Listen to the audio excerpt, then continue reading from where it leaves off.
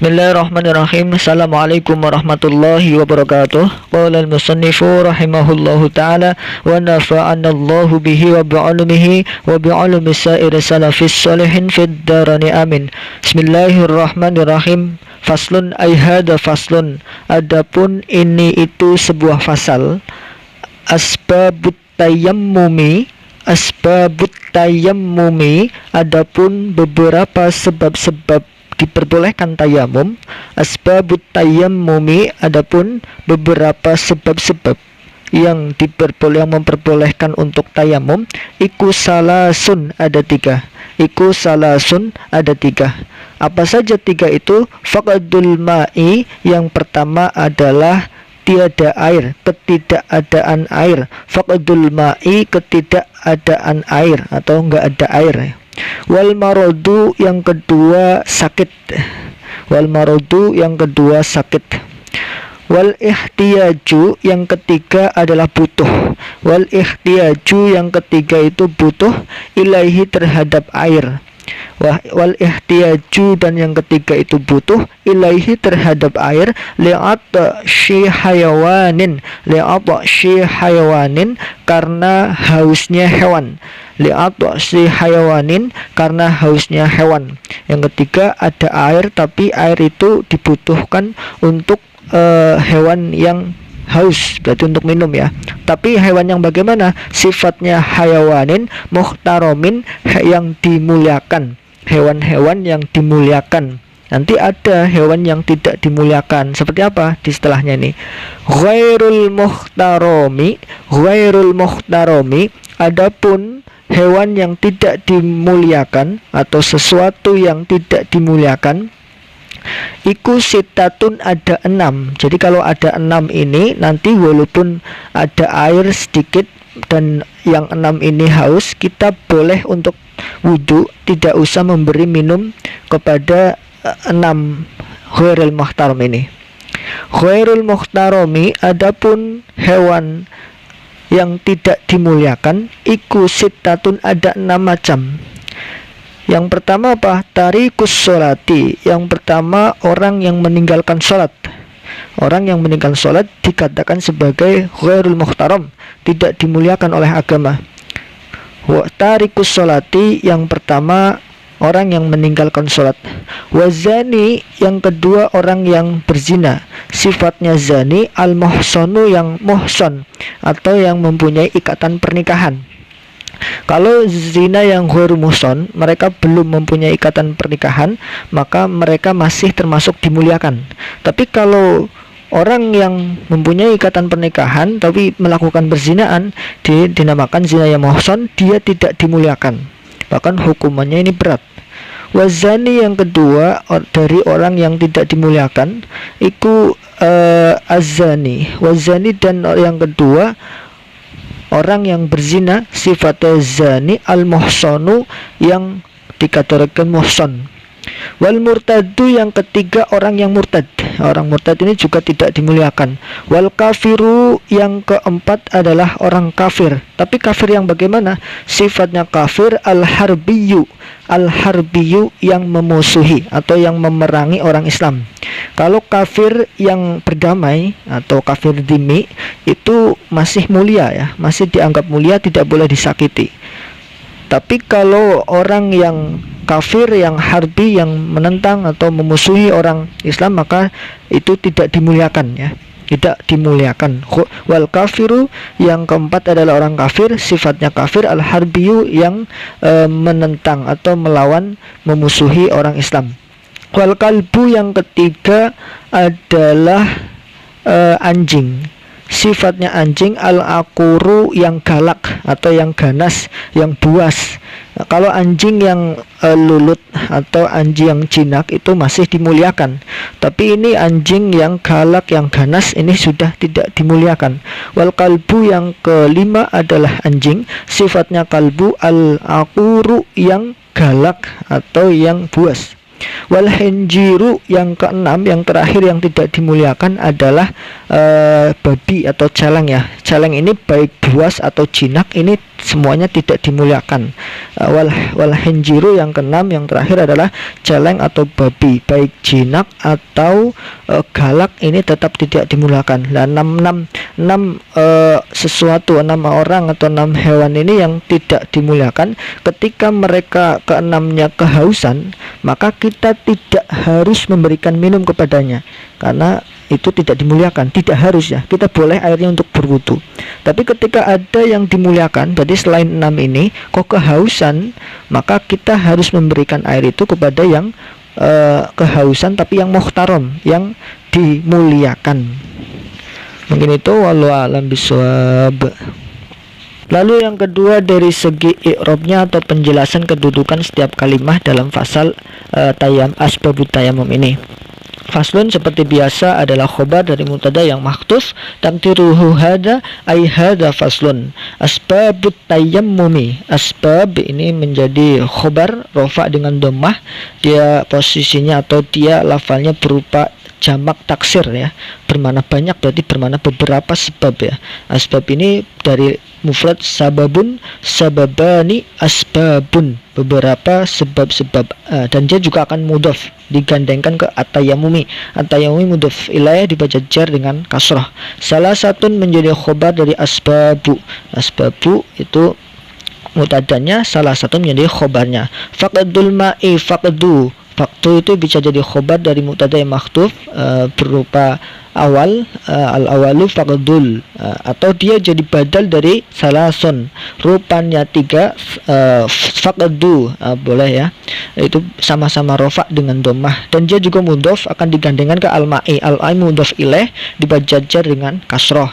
Wal marodu, lalu wal marodu ini ngatof ya, ngatof ke faqdu, dia juga harus dibaca rofa karena dia ngatof ke faqdu yang rofa. Wal marodu. Wal ihtiyaju, ini sama juga ngatof ke faqdu, sama-sama rofa, seperti marodu, ihtiyaju, rofa. Ilaihi, ila harfu jar, hi majrur berupa domir mutasil mabni, tapi mahalnya jar karena menjadi mudhaf ilaih. Lihat shi hayawanin, lam harfu jar. Harfu jar ini seperti min, ila dan sebagainya. Lam ini juga huruf jar, setelahnya berarti majrur, lafal yang harus dibaca jar karena kemasukan huruf jar. Lam li'at shi ya, dibaca jar, dan atshi ini akan dimudhafkan juga, digandengkan dengan lafal setelahnya itu hayawanin. Jadi hayawanin mudhaf ilaih dibaca jar dengan kasroh karena isim munsharif ya. Nanti kalau isim ghairi munsharif jarnya tidak dengan kasroh, tapi ini munsharif, jadi jarnya menggunakan kasroh. Muhtaromin ini menjadi setakat nangat atau sifat dari hayawanin. Hewan yang seperti apa? Sifatnya hayawan, muhtaromin. Karena nangat ini irobnya harus sesuai dengan yang disifati. Hayawanin berarti muhtaromin. Lalu ghairul muhtaromi, ini permulaan lagi ya, mubtada lagi, ghairu mubtada rofa dengan dhammah, dia juga akan dimudhafkan ke al muhtarom. Al muhtaromi mudhaf ilaih jar dengan kasroh karena isim munsharif. Lalu sitatun menjadi khobar dari ghairu. Sitatun khobar karena khobar juga harus dibaca rofa, sama seperti mubtada rofa, khobar juga rofa. Sitatun. Tarikus sholati, tariku ini menjadi badal dari sitatu ya. Apa saja 6 yang tidak dimuliakan? Yang pertama tariku. Tariku ini badal dari sitatu. Badal juga sama seperti naat, irobnya harus sesuai dengan yang digantikan. Yang digantikan adalah sitatu, ini tariku, ini lafal yang menggantikan sitatu, makanya harus sama dibaca rofa. Atau dia juga bisa menjadi khobar dari mubtada yang mahdhuf lah. Seperti tadi al-awalu tarikus shalah, tariku mubtada rofa, tariku khobar rofa dengan dhammah, dia juga akan dimudhafkan dengan as-sholati. As-sholati mudhaf ilaih jar dengan kasrah. Wazani, wazani ini ngatof ke tariku, dan zani ngatof ke lafal tariku. Ini irobnya sama-sama rofa, tapi rofanya dengan dhammah yang dikira-kirakan. Kira-kiranya zaniyu, karena ini hurufnya akhirnya berubah huruf ngilat, dia sulit untuk menyandang harokat, maka harokatnya hanya dikira-kirakan saja, tidak bisa didohirkan, tidak bisa diperlihatkan harokatnya. Jadi takdirnya wazaniyu, tapi tidak bisa dibaca zaniyu karena orang Arab itu susah ya mengharokati huruf ngilat. Nah ini berarti wazani, tapi iromnya rofa dengan rofa dengan domah, domahnya muqaddar atau dikira-kirakan saja. Al muhsanu menjadi naat ya, sifat dari az-zaniyu ya. Az-zaniyu rofa, maka adalah al muhsanu rofa juga.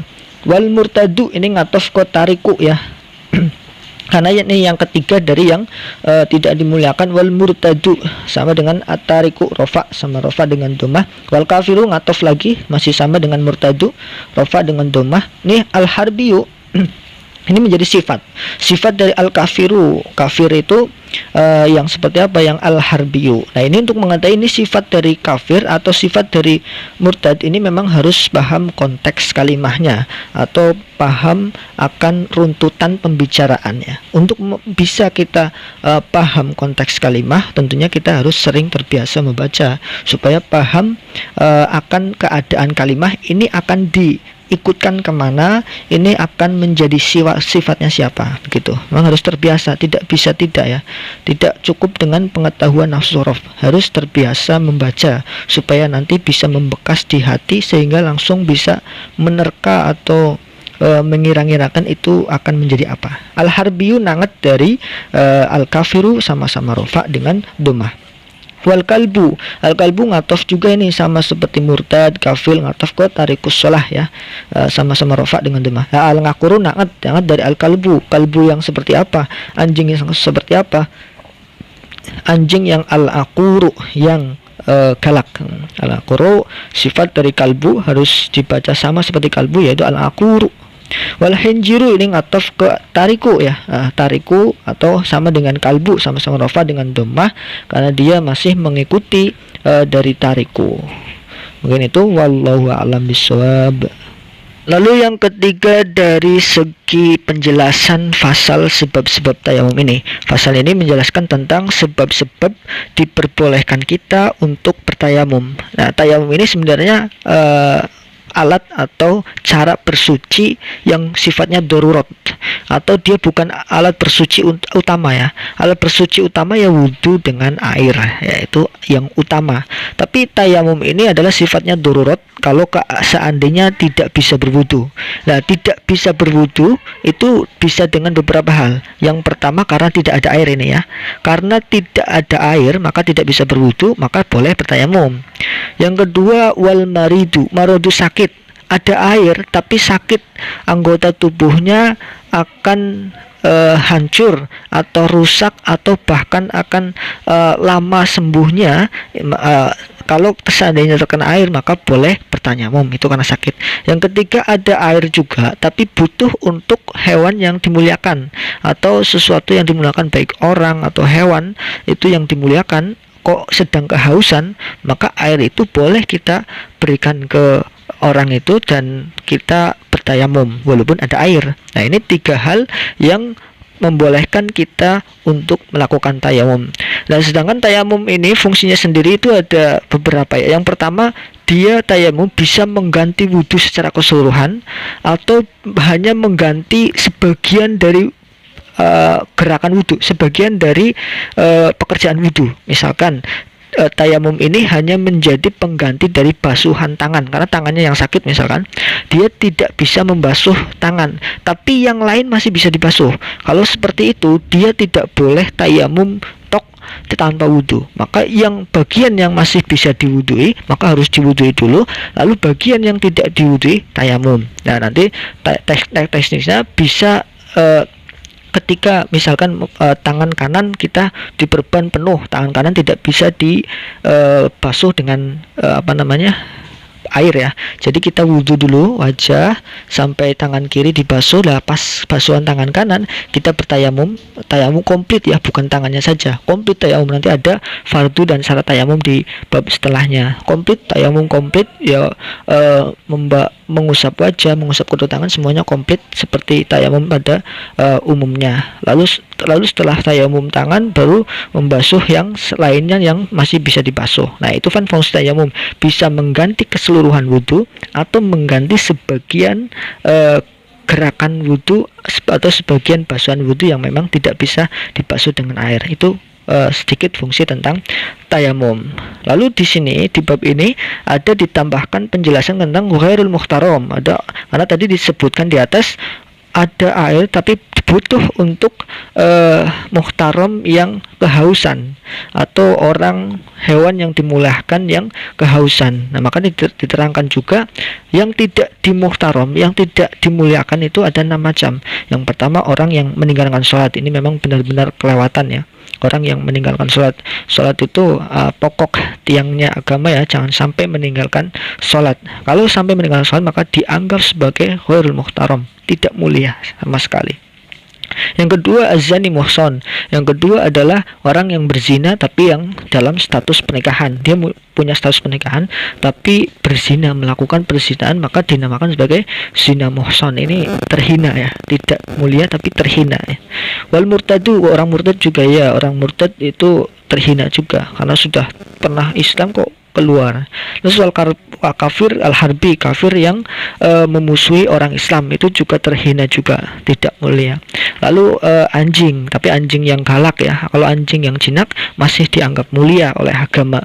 Ini anjing yang galak sudah dianggap tidak mulia oleh agama. Lalu yang terakhir adalah celeng atau babi. Babi itu tingkat kenajisannya, tingkat kehinaannya daripada anjing itu lebih besar tingkat kehinaan celeng. Makanya celeng baik yang jinak atau yang galak itu semuanya ghairul muhtaram, tidak dimuliakan. Mungkin itu kurang lebihnya dari saya, mohon maaf. Wallahu a'lam bishawab. Assalamualaikum warahmatullahi wabarakatuh.